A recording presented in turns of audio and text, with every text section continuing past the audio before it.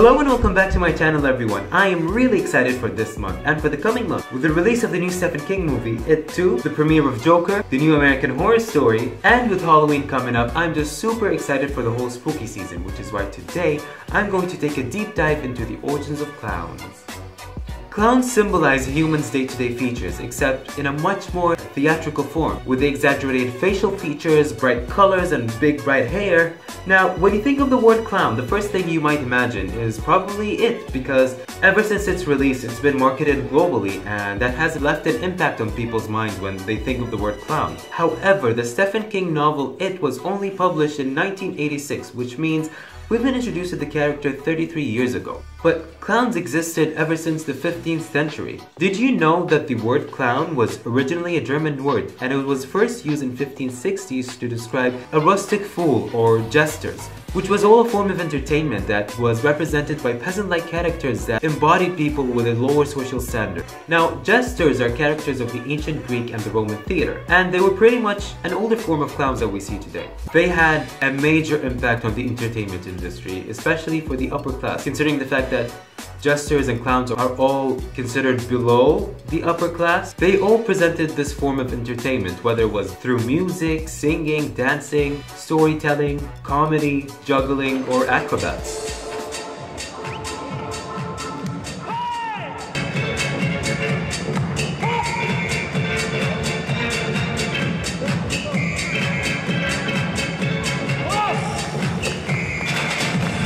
And then later in the 17th century, a British comic genre by the name Harlequinade was released, sounds familiar, which featured the use of the word clown a lot to describe fictional characters. And then later in the 19th century, being a clown became more than just a theatrical profession.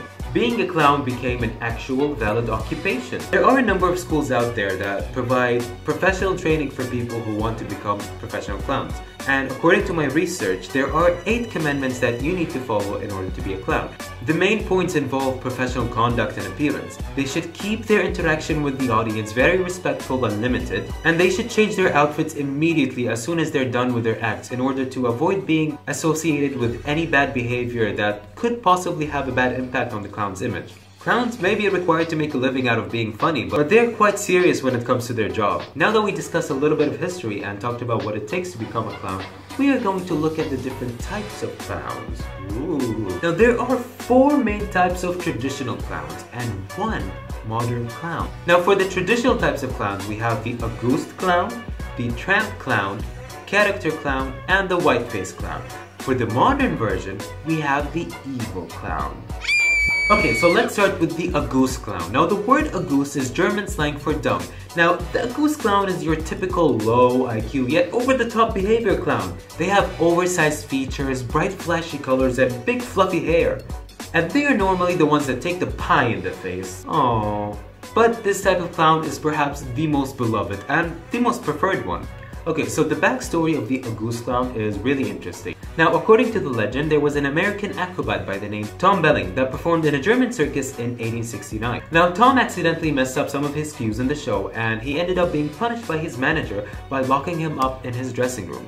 Now, because Tom was locked up in his dressing room, he put on misfitting clothes in order to mock his manager in front of his peers. Now, his manager walked in on him trying to impersonate him, and then Tom escaped from his room, ran straight to the arena, and tripped over the circus props. And the audience were clearly unimpressed by that, so they started yelling, "A goose, a goose." And instead of being fired, the manager hired him back again to perform the goose character. Then next we're moving on to White-Faced Clown. The White-Faced Clown is the oldest form of clowns, and it dates back to the Greek theater, where they had poor lighting. So in order to exaggerate or eliminate the actor's features, they use a plain white background with black markings on their face. And then next, moving on to Tramp Clown. Now this type of clown might also be called Hobo Clown. Now tramp clowns are not as bright and as joyful as the Goose and as the White-Faced Clown. They are actually based off a present story. Jesus Christ! Stop texting! Anyways, now this isn't your typical bright and flashy clown. This is very sad and depressing actually. Visually, they're based off the American hobo riding the rails, wiping the soot away from their mouth and eyes to create the typical tramp look. Their costume is usually torn and tattered, but not completely torn and tattered, like slightly clean. Their facial expressions and features represent misery and depression. because they are based off the Great Depression. But again, the storyline varies depending on the character, skit, or play. Then moving on to character clown. Character clown could be anything. Character clowns are basically exaggerated versions of an occupation or personality.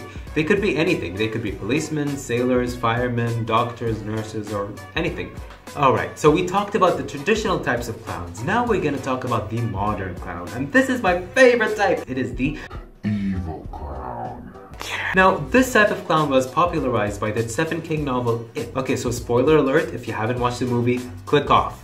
Just kidding, please don't click off. But no, seriously, like, I find it really interesting that it isn't actually a clown, but it's more of an evil entity that embodies a clown. However, creepy clowns do exist in reality. Due to various reports on scary clown sightings, such as the infamous clown sighting in USA and Canada back in 2016,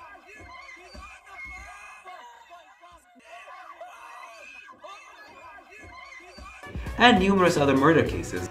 Criminals who dressed up in clown costumes and spread terror around the globe gave people a bad impression about clowns. And another reason why people would be afraid of clowns is the fact that they suffer from coulrophobia, which is the fear of clowns, where individuals may feel shaken or traumatized at the thought of them. Due to their large distorted human features, they may be a little too unsafe looking for some, and that is natural. Some may find them threatening and inhumane, and that is very common with younger children.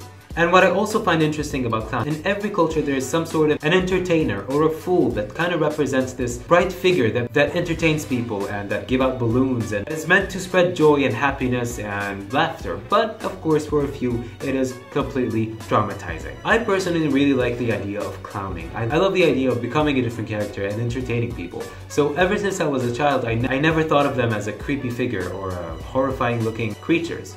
I know, creepy, right? I really hope that you guys enjoyed this video. Please let me know down in the comments below what was your favorite type of clowns, and if you want to see more videos like this. Don't forget to like, share with your friends, and subscribe if you haven't already. And I will see you next time. Peace out.